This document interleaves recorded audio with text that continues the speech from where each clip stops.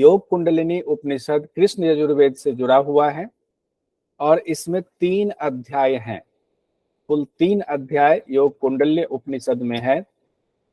जैसा कि नाम से ही जाहिर है, योग कुंडलिनी उपनिषद या योग कुंडल्य उपनिषद।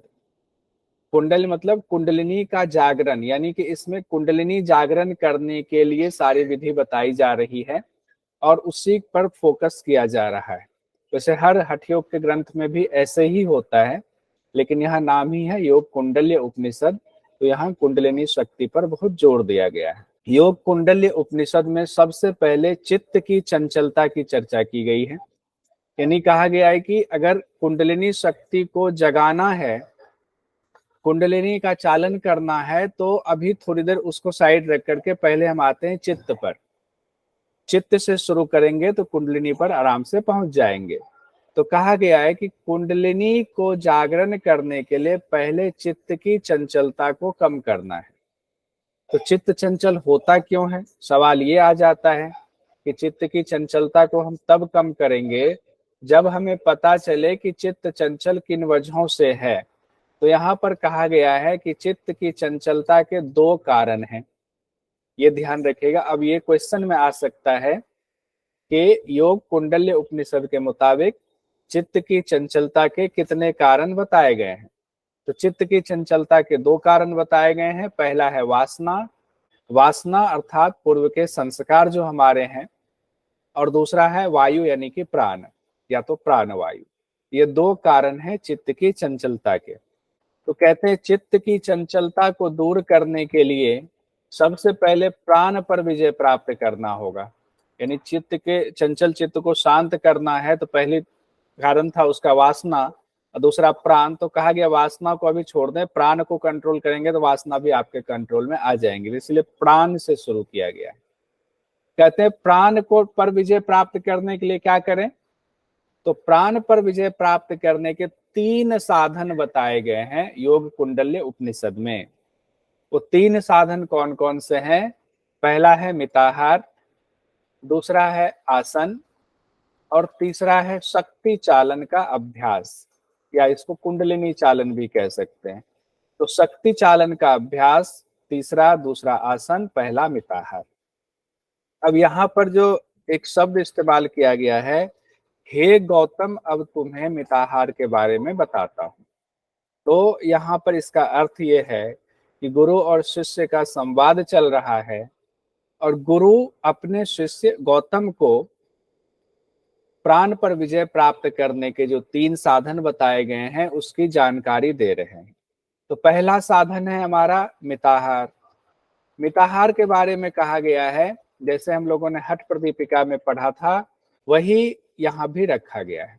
मिताहार के बारे में कहा गया सुस्निग्ध मधुर भोजन करेंगे और 1/4 हिस्सा खाली रखेंगे। चतुर्थांश विवर्जितम की बात की गई है। फिर शिव के निमित्त या उनको अर्पित करते हुए भोजन करना ही मिताहार है। और हम लोग जानते हैं 1/4 विवर्जितम का अर्थ होता है कि आधा पेट भोजन से, 1/4 पानी से और 1/4 खाली छोड़ेंगे। तो 1/4 खाली छोड़ने से तात्पर्य वही होता है, उसका अर्थ वही हम लगाकर चलेंगे। तो मिताहार हो गया पहला। उसके बाद कहा गया है दूसरा आसन। आसन में कहते हैं योग कुंडल्य उपनिषद में 2 आसनों का जिक्र है, ध्यान रखिएगा। 2 ही आसन बताए गए हैं, पद्मासन और वज्रासन। अभी याद कर लीजिए तो अच्छा रहेगा। एक आसन बताया गया है पद्मासन, दूसरा आसन बताया गया है वज्रासन। ये जो वज्रासन है ये वो वाला वज्रासन नहीं है जो हम लोग खाना खा करके बैठ जाते हैं। ये सिद्धासन को यहाँ वज्रासन कहा गया है, ध्यान रखिएगा। क्योंकि जो वज्रासन की विधि बताई गई है, जो सिद्धासन हम लोगों ने पढ़ा हुआ है अब तक, वही विधि है। तो यहाँ वज्रासन नाम जरूर दिया गया है लेकिन विधि सिद्धासन वाली है। तो हम ज्ञान की दृष्टि से जान लेंगे कि यहाँ वज्रासन सिद्धासन को कहा गया है। मंत्र में जो लिखा हुआ है वो लिखा है आसनम द्विविधम प्रोक्तम पद्मम वज्रासनम तथा। ये 2 आसन है। तो अगर आपको आ जाए योग कुंडल्य उपनिषद में कितने आसनों का जिक्र है, तो 2 आसनों का जिक्र है, पद्मासन और वज्रासन का। अब आगे आते हैं, तीसरी जो विधि बताई गई है प्राण को कंट्रोल में करने के लिए, वो है शक्ति चालन क्रिया की। तो कहते हैं कुंडलिनी, शक्ति किसको कहा गया है? कुंडलिनी को कहा गया है। कहते हैं कुंडलिनी को प्रमुख शक्ति बताया गया है और इस शक्ति को जागरण करने के लिए पूरा अभ्यास हमें करना है। तो बुद्धिमान साधक को कुंडलिनी चालन क्रिया से कुंडलिनी शक्ति को नीचे से उठाकर ऊपर भ्रिकुटी के मध्य में ले जाना है, यानी कि शिव स्थान में हम ले जाते हैं कुंडलिनी को, और शिव में ही मिलन करा दिया तो कुंडलिनी का हमारा जो प्रयोजन था वो कंप्लीट हुआ। कुंडलिनी चालन की भी दो विधि बताई गई है, देखिएगा एग्जाम में आता है कि सरस्वती चालन कहाँ पर, किस उपनिषद में जिक्र है सरस्वती चालन का? तो योग कुंडल्य उपनिषद में जिक्र है। कुंडलिनी चालन की दो विधि बताई गई है, सरस्वती चालन की और प्राण रोध की यानी प्राणायाम की। अब देखिए प्राणायाम का जिक्र कुंडलिनी चालन के दौरान किया गया है। तो दो विधि, सरस्वती चालन और प्राण रोध यानी कि प्राणायाम। तो पहले सरस्वती चालन के बारे में बताया गया है। सरस्वती चालन क्या होता है? कहते हैं प्राचीन काल में जो विद्वान लोग थे सरस्वती को अरुंधति भी कहते थे। सरस्वती चालन कैसे होता है उसके बारे में कहा गया, जिस समय इड़ा नारी चल रही हो उस समय दृढ़ता पूर्वक पद्मासन लगा करके सरस्वती चालन करने से कुंडलिनी शक्ति जागृत हो जाती है। अब ये तो एक छोटा सा बता दिया गया, लेकिन प्रॉपर विधि जो बताई गई है वो इस तरह से कहा गया है कि पद्मासन में बैठ जाएं और बार बार रेचक और पूरक का अभ्यास करेंगे। रेचक कर रहे हैं, पूरक कर रहे हैं, रेचक कर रहे हैं, पूरक कर रहे हैं, बार बार पद्मासन में बैठ करके। इस दौरान कहा गया है और क्या करना है, कंध स्थान को उसको एक कपड़े से लपेटेंगे, कंध स्थान को, और कपड़े से जो लपेटेंगे तो कपड़े की लंबाई और चौड़ाई का जिक्र यहाँ पर किया गया है, ध्यान रखिएगा। कपड़े से लपेटना है और कपड़े की लंबाई और चौड़ाई का जिक्र है, तो ये एग्जाम में पूछा जा सकता है। सरस्वती चालन के दौरान जो वस्त्र का इस्तेमाल किया जाता है उसकी लंबाई और चौड़ाई कितनी होनी चाहिए? तो 12 अंगुल लंबा और 4 अंगुल चौड़ा वस्त्र से अपने कंध स्थान को वहां पर कपड़ा लपेट देंगे और उसके बाद पद्मासन में बैठ करके रेचक पूरक का अभ्यास करेंगे। अब सवाल है कितनी देर तक अभ्यास करेंगे? तो कहा गया है, ये भी बहुत इंपॉर्टेंट है, 2 मुहूर्त तक कहा गया, या हो सकता है समय दे दे कि 2 मुहूर्त की जगह पर कितना टाइम लगाना चाहिए। तो ध्यान रखेंगे 2 मुहूर्त यानी कि 96 मिनट। तो एक मुहूर्त कितना होता है? 48 मिनट का। 2 मुहूर्त यानी 96 मिनट तक सरस्वती चालन करना है। तो एग्जाम में सवाल दूसरे तरीके से भी पूछा जा सकता है, यहाँ लिख ही देता हूँ कि सरस्वती चालन का अभ्यास, सरस्वती चालन का अभ्यास कितनी देर तक करना चाहिए या करने का विधान है। तो ये हमारा आंसर हो गया 2 मुहूर्त।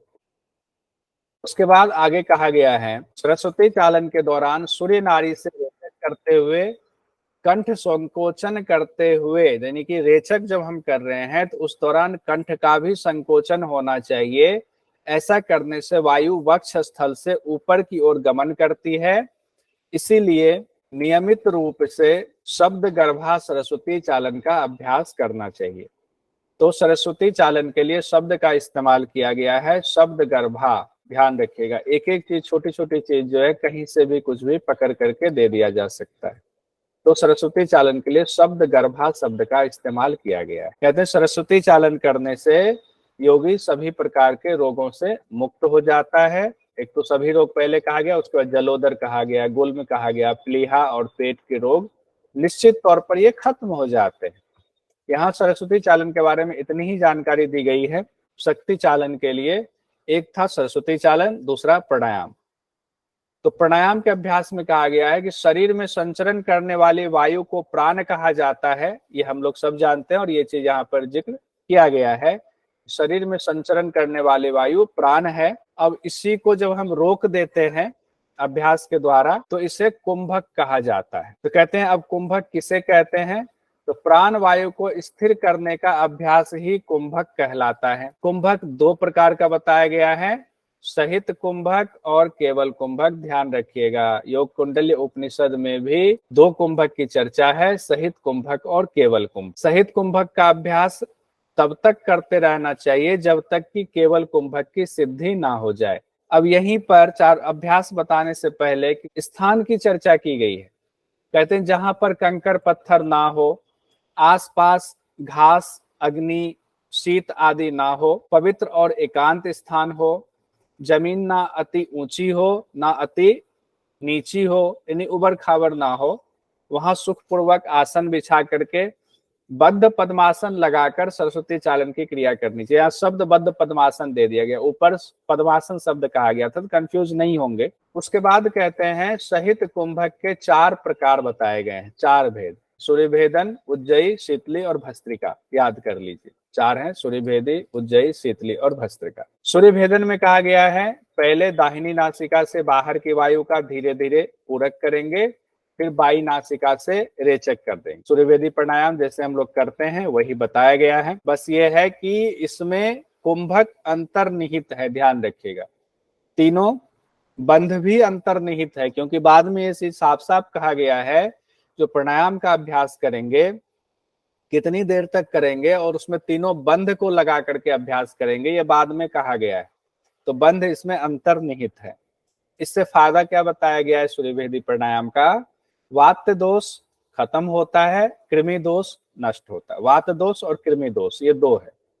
उसके बाद दूसरा है उज्जयी प्राणायाम। उज्जयी प्राणायाम के बारे में क्या है? मुंह बंद रखते हुए दोनों नासिका छिद्रों से श्वास इस प्रकार खींचे कि गले पर उसका स्पर्श होता रहे।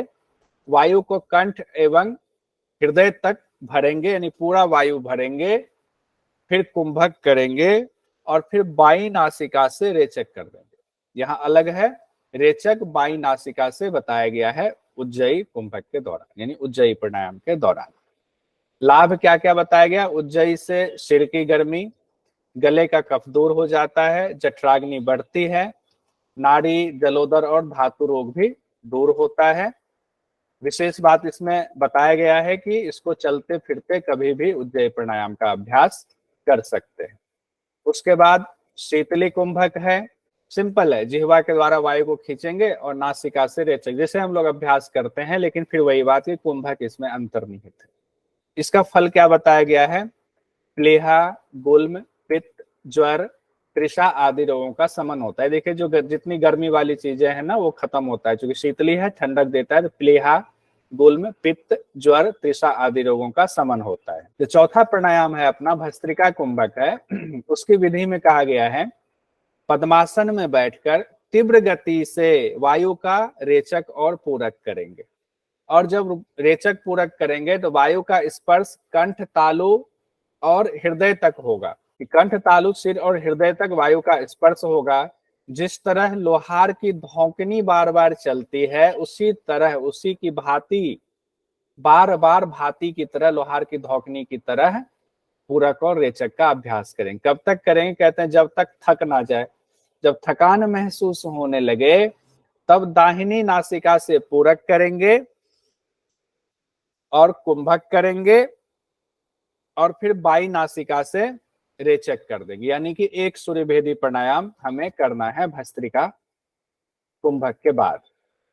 फायदा क्या बताया गया? लाभ, गले की जलन मिटती है, जठराग्नि बढ़ती है, कफ दोष का नाश होता है, तीनों ग्रंथियों का भेदन होता है, सबसे इंपॉर्टेंट है ये तीनों ग्रंथियों का भेदन, और ये कुंडलिनी जागरण में सहायक होता है। अच्छा बताए कि यहाँ पर कफ दोष का नाश बताया गया है। चारों हमने अभ्यास देख लिया, तो आपके सामने आया कि कितने आसनों का जिक्र है योग कुंडली उपनिषद में? 2। कितने प्राणायाम का जिक्र है? 4। एक बार बोल जाइए तो याद हो जाएगा यहीं पर। अब यहाँ पर जब चारों कुंभक बता दिया गया, तो यहाँ पर कुंभक के साथ साथ 3 बंध का प्रयोग करना है, ये भी बताया जा रहा है। कहते हैं मूल बंध, उड़ियान बंध और जालंधर बंध का अभ्यास भी आपको करना है, क्योंकि ये प्राणायाम में बहुत सहायक है। और इसके द्वारा जब प्राणायाम के साथ आप बंधों को जोड़ देते हैं तो कुंडलिनी जागरण आपका आसानी से होता है। पहले मूल बंध के बारे में कहा गया है कि शरीर के अधोभाग में विचरण करने वाला अपान वायु को हम जानते हैं नाभि से नीचे अपान वायु का क्षेत्र है। गुदा को संकुचित करके बलपूर्वक उसको ऊपर उठाएंगे तो अपान वायु ऊपर उठेगी मूलबंध के द्वारा। कहते हैं फिर क्या होता है, कहते हैं उससे होता यह है जब अपान वायु ऊर्ध्वगमन करके वहनी मंडल से मिलती है, जो आपका वहनी मंडल है वहां पर जब वो वायु आती है तब वायु के आहत से अग्नि और तेज गति से प्रज्वलित हो जाती है। अग्नि की गर्मी इतनी ज्यादा बढ़ जाती है, कहते हैं कि उसके तेज से देह के विकार जो है जल जाते हैं, नष्ट हो जाते हैं। इस अग्नि से तप्त होकर सोई हुई कुंडलिनी, जो देखिए वही चीज हम लोग पढ़ चुके हैं, इस अग्नि के तप्त होकर सोई हुई कुंडलिनी, अग्नि के ताप से प्रभावित होकर सोई हुई कुंडलिनी ऐसा लगता है कि व्याकुल होकर के फुफकारते हुए सर्पनी की तरह सीधी हो जाती है। जब सीधी होती तो भागती कहाँ है, जैसे सांप अपने बिल में भागती है, वैसे ही ये सर्पनी कुंडलिनी बिल की जगह कुंडलिनी सुषुम्ना नाड़ी के भीतर प्रवेश करती है। सुषुम्ना नाड़ी ही उसका बिल है, तो सुषुम्ना नाड़ी में प्रवेश करती है। तो मूल बंध का फायदा बताया गया, इसीलिए साधकों को मूल बंध का अभ्यास सदैव करना चाहिए, ये बताया गया है योग कुंडल्य उपनिषद में। उसके बाद उड्डयन बंध, कहते हैं उड्डयन बंध का नाम क्यों पड़ा, हम लोगों ने पहले भी पढ़ा हुआ उड्डयन बंध का नाम क्यों पड़ा, कि ये सुषुम्ना नाड़ी में प्राण जो है उड़ान भरता है। यहां भी कहा गया है कि कुंभक करके जब हम रेचक करते हैं उससे ठीक पहले उद्यान बंद का अभ्यास किया जाता है, यानी कि रेचक जब हम कर रहे हैं तो उद्यान बंद लगाते हुए वायु को पूरा बाहर निकालते हैं। कहते हैं इससे प्राण सुषुम्ना नाड़ी में ऊपर उठता है, ऊपर उठना मतलब उड़ता है, इसीलिए उड्डयन कहा जाता है। ये उच्च अवस्था की बात की जा रही है, हम लोग करेंगे तो हमारी अवस्था अभी वैसी नहीं पहुंची हुई है। अब विधि बताया गया है उड्डयन बंद का, कहते वज्रासन में बैठकर कंध को दबाना चाहिए, फिर पेट को ऊपर की ओर खींचते हुए गला और हृदय प्रदेश पर भी खिंचाव डालना चाहिए। वज्रासन में बैठ गए, कंध स्थान को हमने दबाया और उसके बाद पेट को पूरा ऊपर की ओर खींचा, गला और हृदय पर भी खिंचाव डालेंगे, तब जाकर के उड्डयन बंद का अभ्यास माना जाएगा कि कंप्लीट हुआ। लाभ क्या बताया गया है, इससे पेट के सभी विकार दूर होते हैं, इसीलिए इसे निरंतर धीरे धीरे शनै शनै अभ्यास करना चाहिए। उसके बाद जालंधर बंद का अभ्यास बताया गया है। कहते हैं जालंधर बंद के अभ्यास में पूरक के अंत में वायु को रोकने के लिए कंठ संकोचन क्रिया करते हैं। जब हमने श्वास लिया उसको रोकने के लिए कंठ संकोचन किया, इसीलिए इसे जालंधर बंद कहा गया है। योग कुंडल्य उपनिषद में यही बताया गया है। अब सवाल आता है तीनों बंधों का क्रम क्या होना चाहिए, पहले कौन सा बंध लगाएं। कहते हैं मूल बंध के द्वारा गुदा का संकोचन करें, फिर कंठ संकोचन करें, जालंधर बंद लगाएं, फिर उड्डयन बंद के द्वारा प्राण वायु को खींचना चाहिए। तो पहले मूल बंद, जालंधर बंद, बाद में उड्डयन बंद का है। इस तरह प्राण को जब सब ओर से रोकते हैं तो वो प्राण फिर सुषुम्ना नाड़ी में प्रवेश कर जाता है। अब यहाँ पर जो बड़ा इंपॉर्टेंट है कि कुंभक का अभ्यास कितनी बार करना चाहिए, जो अभी हम लोगों ने चारों प्राणायाम के बारे में पढ़ा, कितनी बार करना चाहिए। कहते हैं पहले दिन 10-10 बार चारों कुंभक का अभ्यास करेंगे, दूसरे दिन 15-15 बार चारों कुंभक का अभ्यास करेंगे, तीसरे दिन 20-20 बार चारों कुंभक का अभ्यास करेंगे। तो सीक्वेंस ऐसा आ रहा है 10 से 15, 15 से 20, यानी प्रतिदिन 5 की संख्या में कुंभकों को बढ़ाते जाएंगे। इस तरह कुंभक का अभ्यास साफ साफ लिखा हुआ है, तीनों बंधों के साथ प्रतिदिन करना है। यानी कि साफ साफ लिखा हुआ है कि हम जो कुंभक का अभ्यास करेंगे चारों कुंभक का, तीनों बंध के साथ रोज अभ्यास करेंगे। उसके बाद प्राणायाम के दौरान किन बातों का ख्याल रखना चाहिए ताकि हमें कोई दिक्कत ना हो, कोई रोग ना हो। ऐसा नहीं है कि प्राणायाम के दौरान गलत तरीका अपनाएंगे तो रोग नहीं होगा, रोग होगा। कहते हैं प्राणायाम के दौरान दिन में नहीं सोना चाहिए, रात में जागने की क्रिया छोड़ दीजिए, अति मैथुन से दूरी बनाएंगे, मल मूत्र का वेग आए तो उसको रोकेंगे नहीं, मल मूत्र का वेग रोकेंगे तो आपको दिक्कत होगी। ज्यादा चलना मना, आसनों को ठीक से ना करना मतलब गलत विधि से करना, उसकी भी मनाही है। कहते हैं कि अगर प्राणायाम के दौरान बहुत अधिक ताकत लगा रहे, बहुत ज्यादा अभ्यास कर रहे हैं, तो वो भी दिक्कत है। बहुत ज्यादा ताकत नहीं लगाना है, बहुत आराम आराम से सहजता से अभ्यास करना है। और जो बहुत इंपॉर्टेंट चीज एक और बताया गया है, चिंतित रहना। अगर आप मानसिक तनाव में हैं, चिंता से ग्रसित हैं, तब प्राणायाम का अभ्यास कर रहे हैं, तो आपके लिए कहा गया है यहाँ पर कि दिक्कत हो। ये सब चीजें भी उसमें जुड़ी हुई है साथ में। ऐसा करने से साधक शीघ्र रोगी हो सकता है। योग साधन के दौरान 10 विघ्न की चर्चा की गई है योग कुंडल्य उपनिषद में। अगर आए कि योग कुंडल्य उपनिषद में कितने विघ्नों की चर्चा है, तो 10 विघ्न की चर्चा है। एक एक करके देख लेते हैं हम लोग, विघ्न कौन से हैं।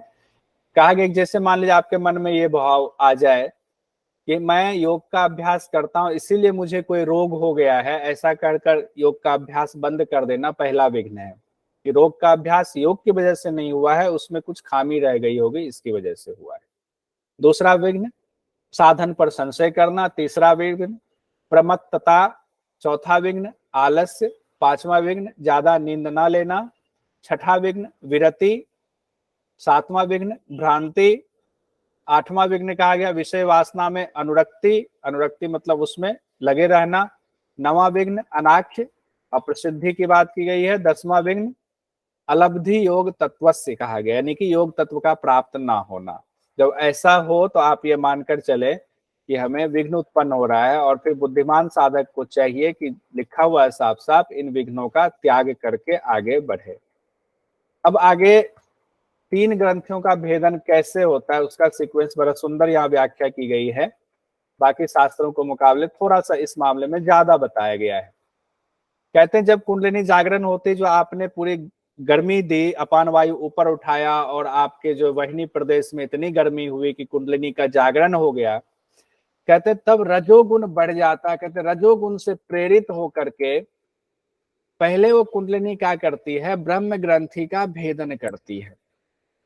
और ब्रह्म ग्रंथि का भेदन करके बहुत तेजी से सुषुम्ना में गमन करती है, बहुत तेजी से।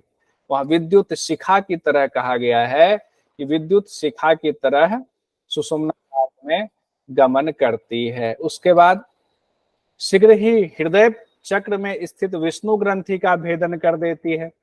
अब आप रोज अभ्यास, लगातार अभ्यास कर रहे हैं और आपका सुषुम्ना जागृत हो गया, उसने ब्रह्म ग्रंथि का भेदन कर दिया, और उसके बाद वो हृदय चक्र में स्थित, देखिएगा ध्यान रखिए, कहा गया हृदय चक्र में जो स्थित विष्णु ग्रंथि है उसका भेदन कर देती है और रुद्र ग्रंथि के पास पहुंच जाती है।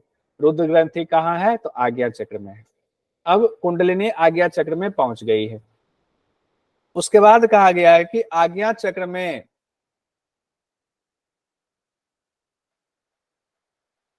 भृकुटियों के मध्य जो आज्ञा चक्र है, वहां पर उन्होंने क्या किया, अब रुद्र ग्रंथि का भेदन कर दिया।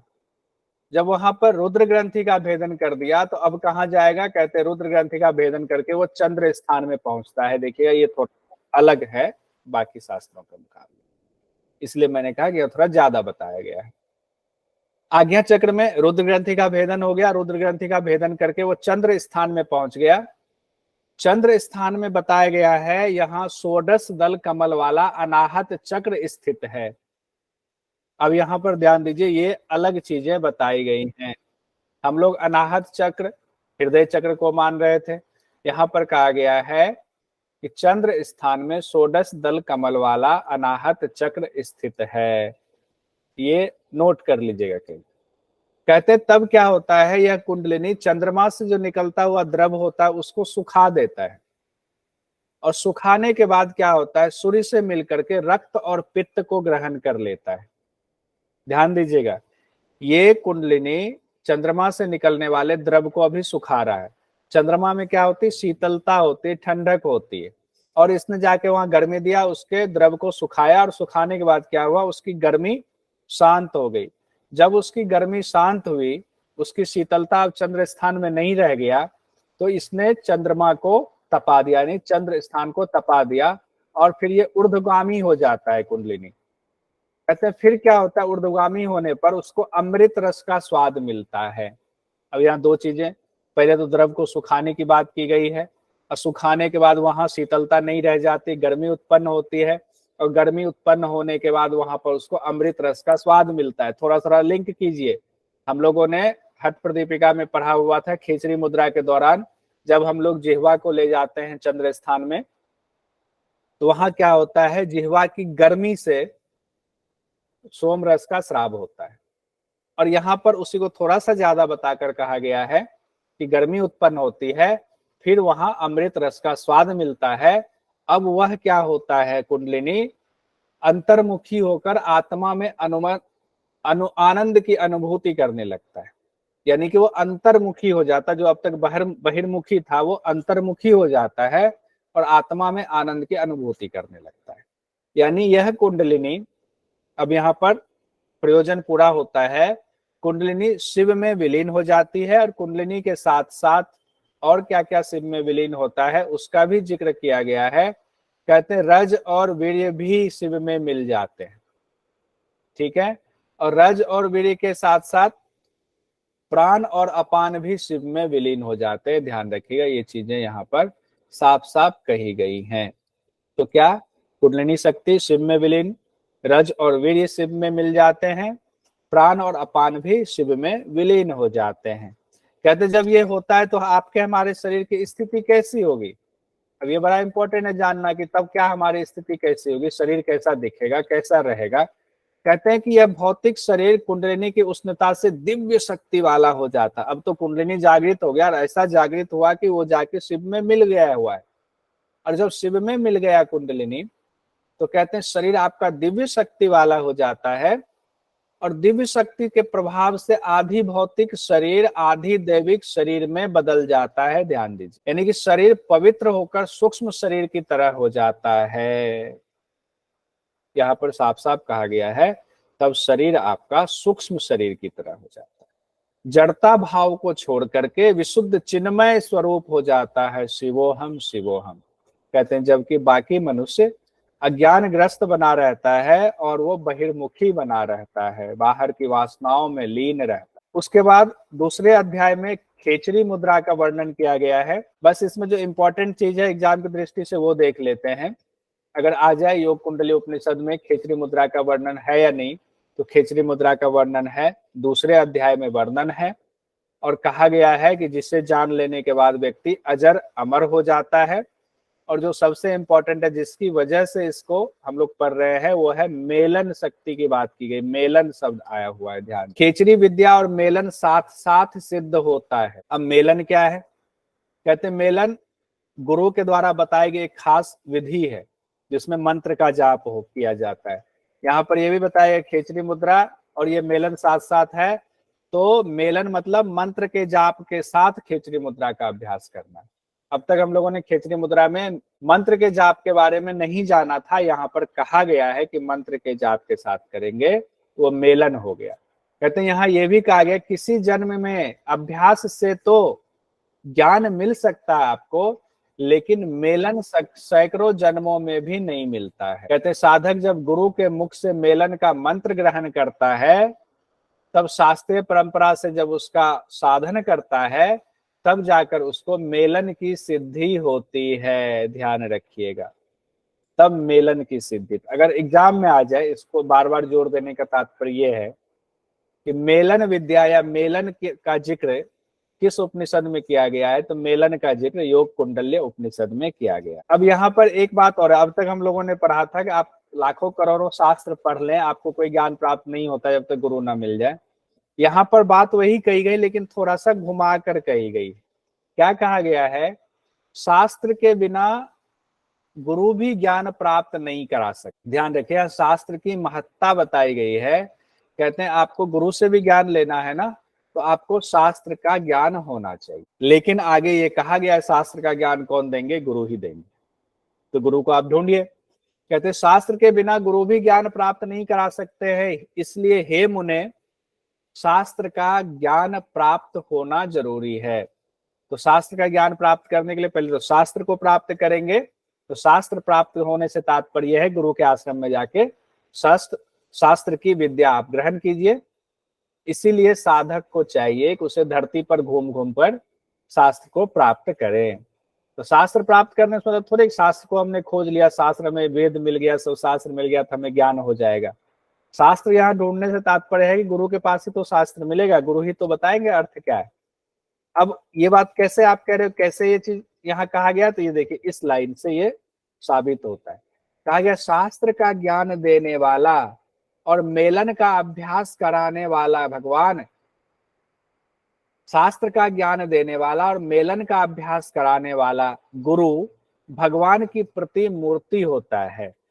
तो हो गया ना कि शास्त्र का जो आपको ज्ञान करा रहे हैं और जो मेलन का आपको अभ्यास करा रहे हैं वो भगवान के समान है, उन्हें शिव मान करके उनका आश्रय लेना चाहिए। तो हो गए ना गुरु की प्रधानता।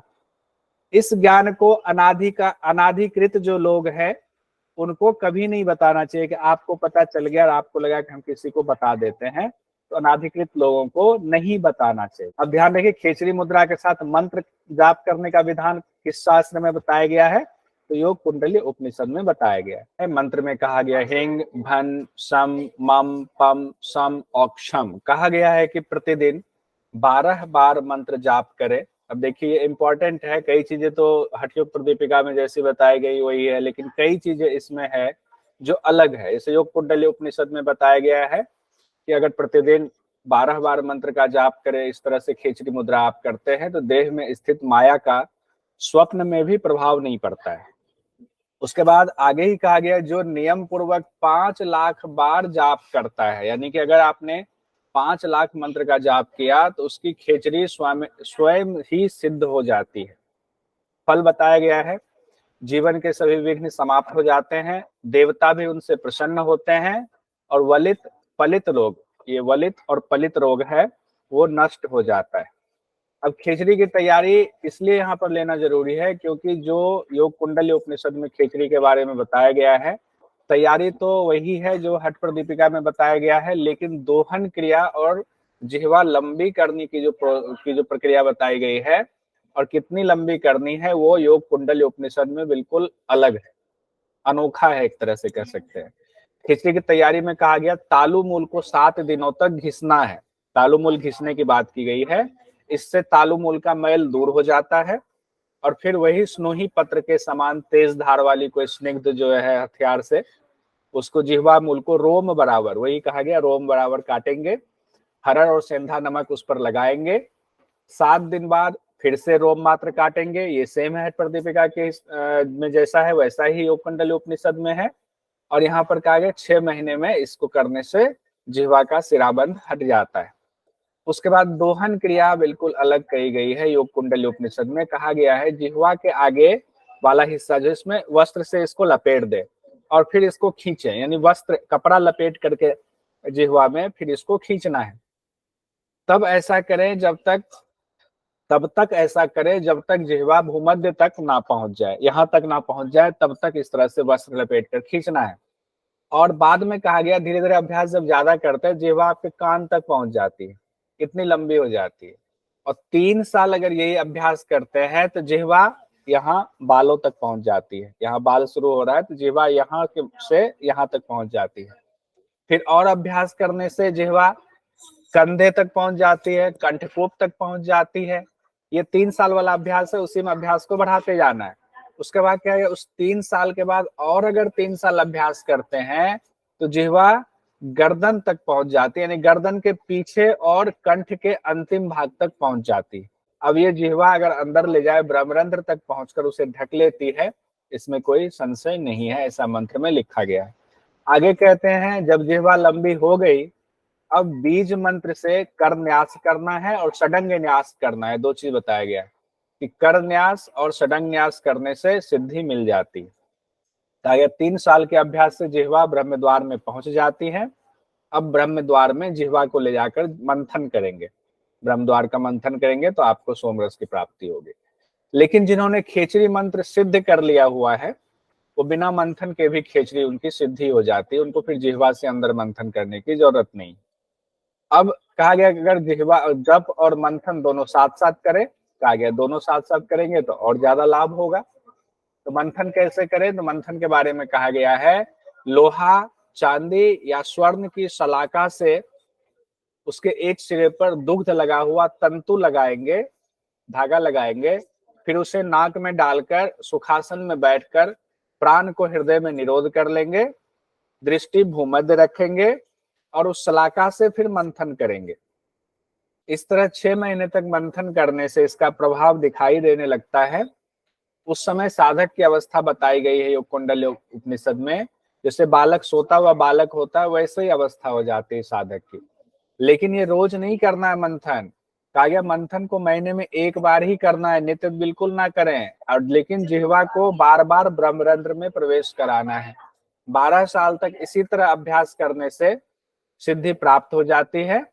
कहते उसके बाद क्या होता है, अभ्यास के दौरान योगी अपने पूरे शरीर के अंदर ही पूरे ब्रह्मांड का दर्शन कर लेता है। तृतीय अध्याय में योग कुंडली उपनिषद में मेलन मंत्र बताया गया। और यहाँ ध्यान रखिएगा, ऊपर गौतम ऋषि की बात आ रही है कि एक गुरु है जो कहते हैं हे गौतम, गौतम करके संबोधित करके ज्ञान दे रहे हैं। दूसरे अध्याय में हे मुने शब्द इस्तेमाल किया गया है। और तीसरे अध्याय में कहा गया ब्रह्मा जी और भगवान शंकर के बीच का संवाद है। गुरु जो बता रहे हैं अपने शिष्य को, वो पिछला संदर्भ ले जा रहे हैं कि भगवान ब्रह्मा जी भगवान और भगवान शंकर के बीच में संवाद क्या हुआ था, वो मैं तुमको बता रहा हूं। तो यहाँ पर ब्रह्मा जी ने शंकर भगवान से सवाल पूछा, तो उस पर फिर लंबी व्याख्या है। ब्रह्मा जी भगवान शंकर से पूछते हैं, उसमें संदर्भ आया हुआ है, ब्रह्मा जी भगवान शंकर से पूछते हैं हे शंकर जी, कृपा करके हमें आप ये बताएं कि साधक के लिए अमावस्या क्या है, प्रतिपदा क्या है एवं पूर्णमासी का क्या अभिप्राय है। इसके बारे में कहा गया है कि आत्म अनुसंधान की साधना के दौरान भगवान शिव अब जवाब दे रहे हैं, प्रथम चरण में साधक की दृष्टि एवं स्थिति प्रकाश रहित होती है, वही अमावस्या है। द्वितीय चरण में स्थिति होती है प्रतिपदा की होती है, यानी कि अल्प प्रकाश आता है। और तृतीय चरण में पूर्णिमा पूर्ण प्रकाश की होती है, यही कल्याण की स्थिति है। ये अमावस्या, प्रतिपदा और पूर्णमासी के बारे में जो पूछा गया है, उसके बारे में भगवान शिव ने ब्रह्मा भगवान को बताया गया है। इसी में षट चक्र की चर्चा है, जिसमें कहा गया मूलाधार का स्थान गुदा है, स्वाधिष्ठान जो है लिंग के समीप है, मणिपुर चक्र नाभि में, अनाहत चक्र हृदय में है, विशुद्धि कंठमूल में है, आज्ञा चक्र मस्तक का स्थान बताया गया है। उसके बाद कहते हैं षट चक्रों की जानकारी प्राप्त करके प्राण को आकर्षित करके सुख मंडल यानी सहस्रार चक्र में प्रवेश करें, उसे ऊर्ध्वगामी बनाए रखें, तब अमृत तत्व की प्राप्ति होती है, यानी मोक्ष की प्राप्ति होती है। और साथ साथ ये भी कहा गया, जब तक गुरुमुख होकर शरीर रूपी घट का भेदन नहीं किया जाता है, तब तक ब्रह्म रूपी प्रकाश की प्राप्ति नहीं होती है। यानी कि बिना गुरु के मुख से विद्या लिए हुए आप इसको सिद्ध नहीं कर सकते, आपको मोक्ष प्राप्त नहीं हो सकता है। इसी में 3 पिंड, 3 ब्रह्मांड और 3 लोक की चर्चा है। कहते हैं विश्व, तेजस और प्राज्ञ 3 पिंड हैं, विराट, हिरण्यगर्भ और ईश्वर 3 ब्रह्मांड हैं, भू, भुवः, स्वः 3 लोक हैं। ये सभी अपनी उपाधियों के समाप्त होने पर अपनी पूर्व स्थिति में वापस चले जाते हैं। जब लय हो रहा है, जब, तो उसके बारे में कहा गया है, जब जीव परमात्मा को एकाकार कर लेता है, तब ऐसा रूप होता है जिसको ना तो प्रकाश कहा जा सकता है, ना अंधकार ही कहा जा सकता है। उस समय नाम रहित सत स्वरूप अव्यय तत्व ही शेष रह जाता है, सब शिवोहम शिवोहम हो जाए। धन्यवाद। योग कुंडली उपनिषद का समापन होता है।